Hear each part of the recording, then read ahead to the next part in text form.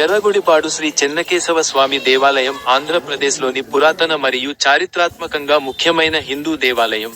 ఇది 15వ శతాబ్దంలో విజయనగర సామ్రాజ్య కాలంలో ప్రసిద్ధ కవి అన్నమాచార్య పూర్వీకులు అయిన మట్టి రాజులచే నిర్మించబడింది. ఈ ఆలయం దాని వాస్తుశిల్పం, క్లిష్టమైన శిల్పాలు మరియు పురాణ కవి అన్నమాచార్యతో దాని అనుబంధానికి ప్రసిద్ధి చెందింది. అతని కుటుంబం అక్కడ పూజలు చేసింది.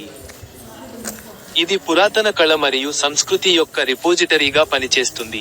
హిందూ దేవతలను మరియు పౌరాణిక దృశ్యాలను వర్ణించే గృహ శిల్పాలు.